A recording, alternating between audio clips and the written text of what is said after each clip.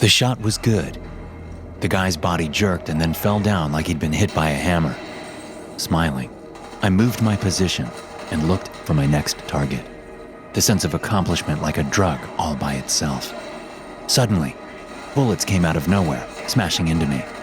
I came out of my body to see it lying on the ground for a few seconds before I respawned. I was playing Black Ops 1 on my Xbox One console. I'd been at it for a couple of hours, although it didn't seem like much more than 15 minutes. There were plenty of other games available, but I liked the older Call of Duty games the most. Maybe because they're what I grew up playing. I didn't mind the outdated graphics, or the fact that not many people play them anymore. However, there were still enough players like me shooting at each other in team deathmatch. Glancing at my phone, I realized that my girlfriend Bethany would be over soon. I hadn't even showered yet or anything, and my apartment was a mess. So I shut off the game and got up to get ready for Netflix and chill time. I cleaned up the takeout boxes and the beer cans and the empty snack bags I had lying all around the place, filling up my kitchen trash can. This was the routine. Both Bethany and I were pretty busy with work, so we only got together once or twice a week, usually Fridays and Saturdays. So when I'd get home from work all the other days, I'd usually plonk down in front of the TV, fire up the Xbox, and play Call of Duty while drinking some beers and chowing down on some snacks. Then, when Friday came around, I'd clean up the apartment. I really didn't think Bethany would mind if my apartment was a little messy. Hers always looked like a tornado had rolled through. But it was an excuse to clean my place up once a week. Really more for me than for her. It was just so easy to get sucked into the routine of video games, sleep, and work during the weekdays. But I was trying to be a responsible adult. Kind of. So cleaning the place up seemed like a good idea. I pulled the trash bag out and headed out the front door to take it to the dumpster. It was about 9 o'clock at night, and my little apartment complex was pretty quiet. The orange lights and the humid summer night gave the air a kind of heavy feeling. It was a feeling I usually enjoyed, kind of peaceful, like I was the only one around. But tonight, it was unnerving for some reason. The nearest dumpster was in a little concrete U at the edge of the parking lot. There wasn't a light near it, so I stepped out of the orange illumination and into the darkness around the dumpster. A horrible smell came to me, and not just the kind of nasty dumpster smell that the area always had. This smelled like death. I gagged and covered my mouth and nose with one hand, but it did little good. As soon as I tossed the bag in the dumpster, I turned to head back.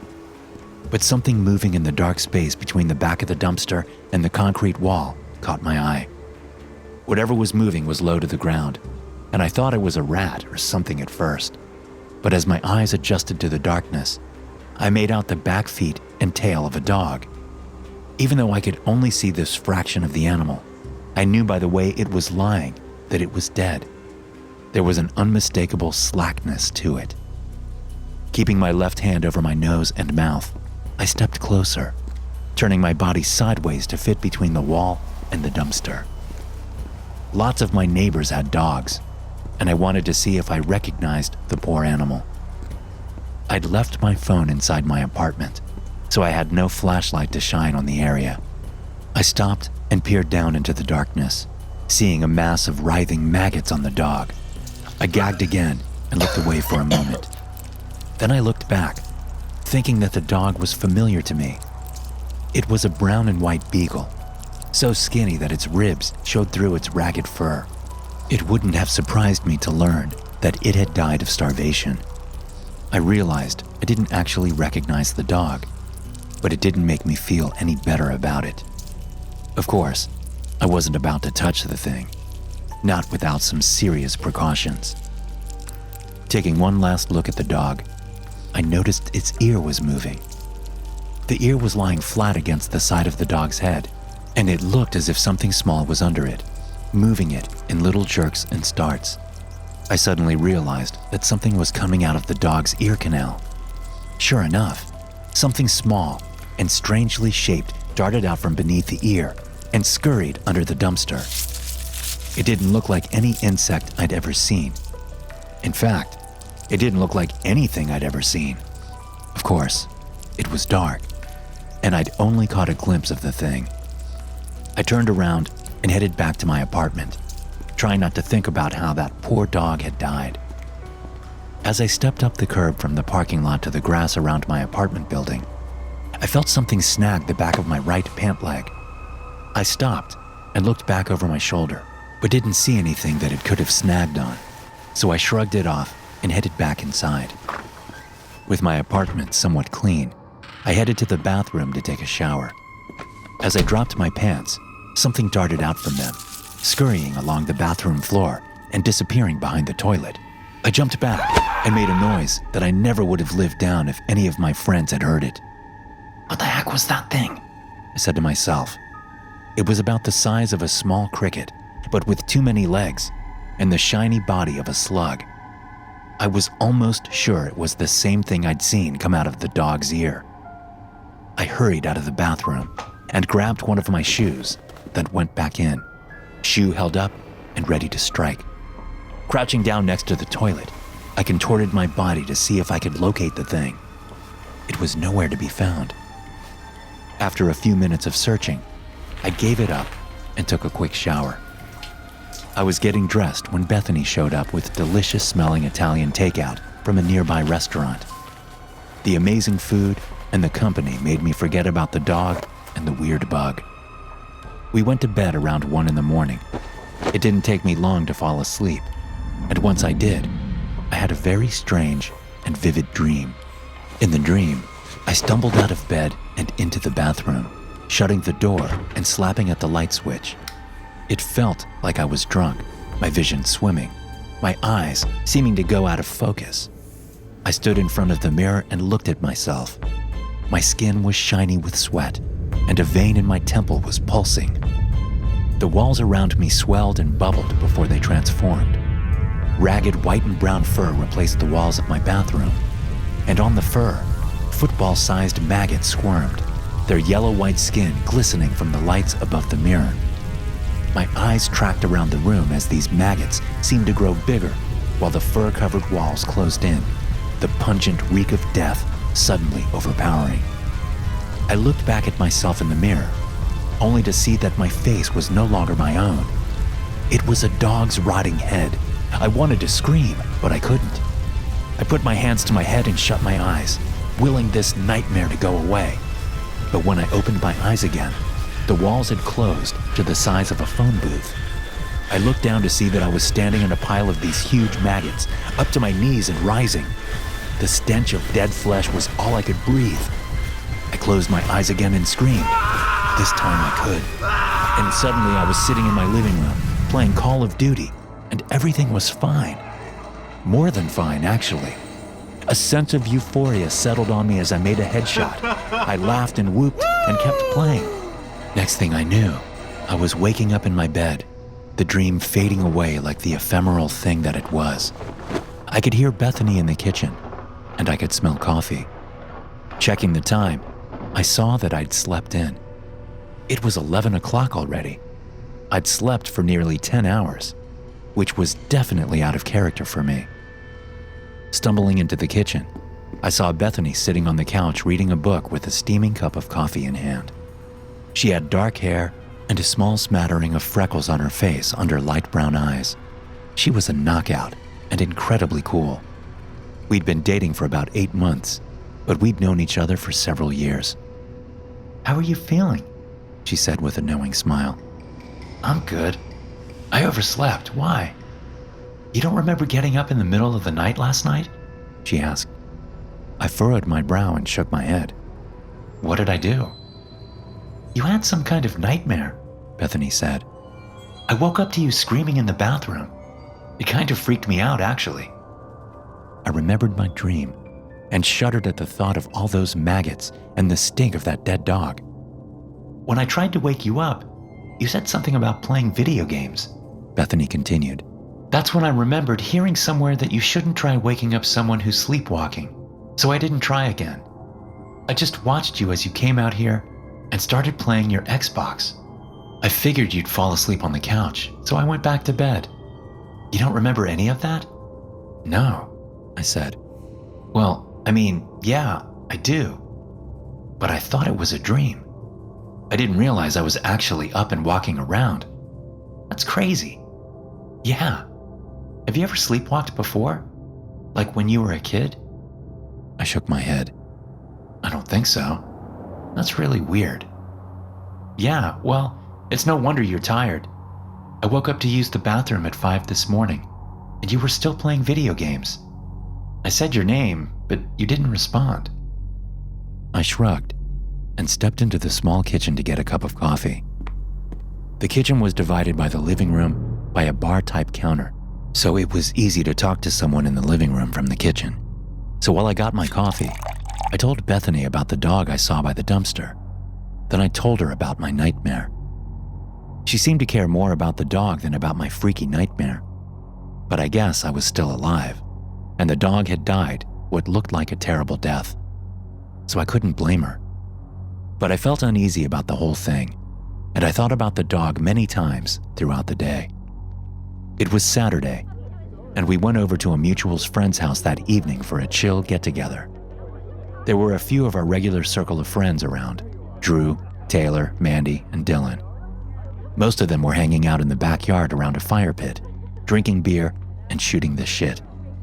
It wasn't cold out, so the fire was just for the hell of it. There were some other friends, people I'd met but didn't know too well, hanging around in the house. 2 of them were Jose and Reggie.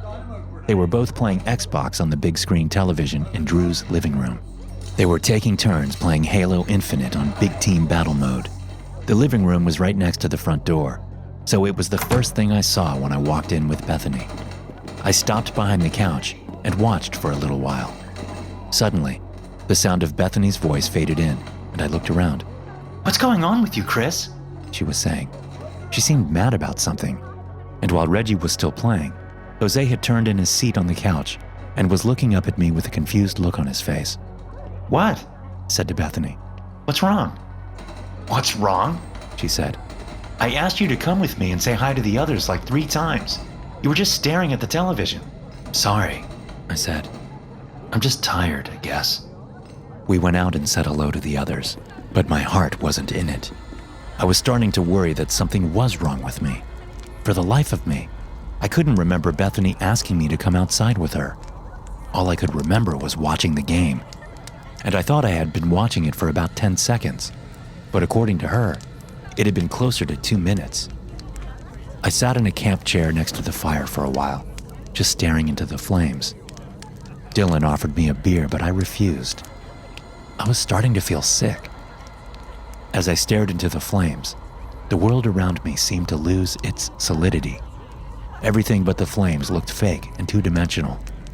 I started getting chills. "Sorry," I said, standing up and rushing inside to the bathroom. I made it to the sink and started dry heaving, unable to throw anything up. I looked at myself in the mirror, half expecting to see a dog's rotting face in place of my own. Instead, I saw my own head, but it was bulging out here and there, as if something inside my skull was pressing out.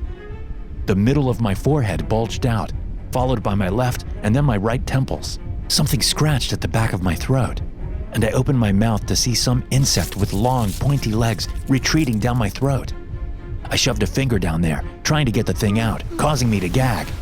I hacked and coughed and spit, obsessed with getting the bug out of my throat. Pretty soon, people were knocking at the door with concern in their voices. Ignoring them, I continued spitting, but nothing came up. Finally, I looked up into the mirror and jerked back when I saw that my eyes were bleeding. No, they weren't just bleeding. They were full of blood, and it just kept spilling out. An unbearable pain seated itself in the middle of my head, like a spike being shoved deep into my brain. I clenched my jaw as my fists balled up into stones. Suddenly, something shifted somewhere inside me, and I closed my eyes. The pain disappeared as quickly as it had come. When I opened my eyes again, I looked normal. There was nothing wrong with me. Nothing at all. I opened the door to the bathroom to see Drew, Bethany, and Dylan all there. "Dude, you okay?" Drew said. "I'm good," I said. "Must be a stomach virus." I just need to sit down on the couch for a little while. You want to go, babe? Bethany said. No, really, I'm good. I just want to sit down for a while. The three of them followed behind me, silent with concern, as I made my way to the living room and plopped down on the couch next to Reggie. Jose was sitting in a chair over to the right, Xbox controller in hand. They were still playing Halo Infinite. After hovering around behind the couch for a while, Bethany went back outside to join the others. I'd already asked if I could play, and once Jose died for the second time, he handed me the controller. That was how they were doing it. 2 deaths and your turn was up. As soon as I started playing, the world seemed to fade away.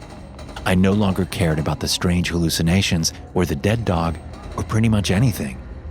I focused all I had on the game. It was as if I entered it, and there was no other life for me. Every hit dodged, every surprise I worked my way out of, every time I captured the flag, and every kill just pulled me further in, the sense of accomplishment and well-being boosting me up into the clouds. I only came out of the trance when someone shoved me. What the hell? I said, looking to my right at Reggie. Why are you shoving me? You've died 6 times, man, Reggie said, clearly pissed off. Don't try to tell me you haven't heard us talking to you. Jose was staring at me from his chair, looking at me like I'd just taken a dump in the middle of the floor. Sorry, I said, handing the controller to Reggie. I didn't realize. Bullshit, Reggie said. You're just a fucking asshole. Before I knew what I was doing, I stood up and slapped the controller out of Reggie's hands. I felt something raging inside me, something I'd never felt before. It was primitive, deeply embedded in my lizard brain, as if my food or my woman or my very existence was under threat. And I didn't even try to fight it. I just let it take over. I punched Reggie in the face twice before Jose got up and pulled me off. He was shouting at me to stop, but I didn't. I elbowed him in the side of the head, knocking him down. Then I turned back to Reggie, who was standing up from the couch, coming at me, his face covered in blood. I kicked him in the stomach, sending him back onto the couch. Then I hit him in the face again. What the hell are you doing? Bethany screamed. She'd come in from outside, drawn by the shouting. Everyone else was behind her. I looked at them, not really seeing them at all. They didn't seem real. Their feelings and all their social constructs seemed as flimsy as wet paper. Seeing that Jose and Reggie weren't going to fight anymore, I picked up the controller from the floor and sat back down on the couch to resume my game. My hand was slick with Reggie's blood, so I wiped it on the couch before playing again.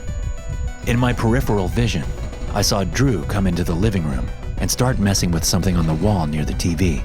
The screen went blank, my game disappearing into oblivion. I jumped up from the couch and got in Drew's face. What the hell do you think you're doing? I said. Plug it back in. You need to leave, Drew said. Now. I looked around at all the wide eyes staring back at me. Jose was still on the floor, gazing fearfully up at me.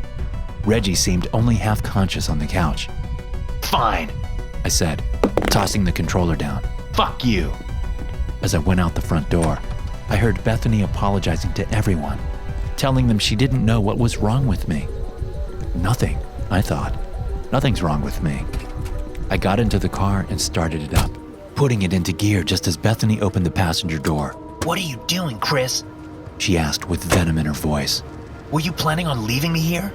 You're in the car, aren't you? I said. Just drive, she said. As soon as we get back to your place, I'm going home. You need to see a psychiatrist or something. Your behavior tonight has been insane. I wouldn't be surprised if those guys pressed charges. As we drove home, I felt that primitive urge to fight fade away. Instead, my mind turned to sex. It was like the urge to fight was replaced by the urge to fuck. Suddenly, that became my goal. But I knew it wouldn't happen if Bethany was mad at me. So I started talking to her in a soothing voice, apologizing for my behavior, and begging her to forgive me. I said anything I thought would help me get her into bed. I lied, saying I would go see a doctor on Monday. I'd never been much of a salesman or a smooth talker before, but now it was as if I was Don Juan himself. And by the time we got to my place, Bethany had cooled considerably. She promised she would stay the night, which I took as a good sign. I put a movie on in the living room and we got settled in. Then I made a move, but she wasn't having it. No, she said, pushing me away. I'm still mad at you. You're not getting laid tonight. We need to talk about what the hell happened tonight, okay? But I'm willing to wait until tomorrow. So let's just watch this movie and then go to bed. Clenching my jaw, I leaned forward and grabbed the Xbox controller. I turned the movie off and started playing Call of Duty Black Ops. Wow, Bethany said. Okay, I'm out of here. This time, I let her go, not bothering to say goodbye. I don't know how long I played that night, but I don't remember sleeping at all. In fact, a week went by, and all I did was play video games. I ignored phone calls from my boss, Bethany, and my friends. I only left the house to get food, usually sweets and sodas and snacks. When Friday night rolled around, I heard a knock at my door. At first, I ignored it, expecting them to go away. But when they didn't, I paused my game and got up to answer it. Bethany rushed in as soon as I opened the door. Chris, I'm worried about you. I think... She stopped talking as she looked around my trashed apartment, wrinkling her nose up like she smelled something terrible. Have you gone to work once this week? She asked. I shook my head. And when was the last time you took a shower? I don't know, I said. I've been busy. Doing what? Playing video games? I sighed and stepped around the discarded soda bottles and candy wrappers, sitting on the couch and resuming my game. Bethany kept trying to talk to me, but I just ignored her. A few hours later, something made me stop playing. I just paused the game and stood up, looking around for something, but I didn't know what. Something compelled me to go to my bedroom. I pushed open the door and saw that Bethany was sleeping on the bed, fully clothed. Suddenly, it clicked. She was what I was looking for. It was time. I went over and leaned down, opening my mouth about a foot above her head. I felt something crawl down the back of my throat from my nasal passages, but I didn't move. I kept my mouth open, breathing as little as possible.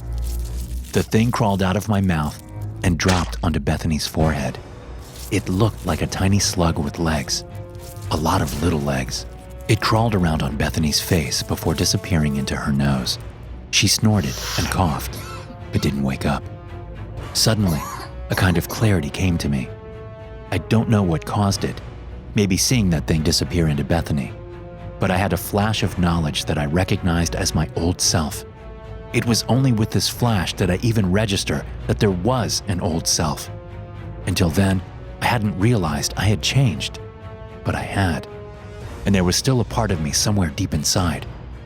That old self had put the pieces together, and it was screaming to get out. It was me, the core of me, and it had been scratching at the surface for a week, only I could not hear it. Whatever was inside me was too powerful.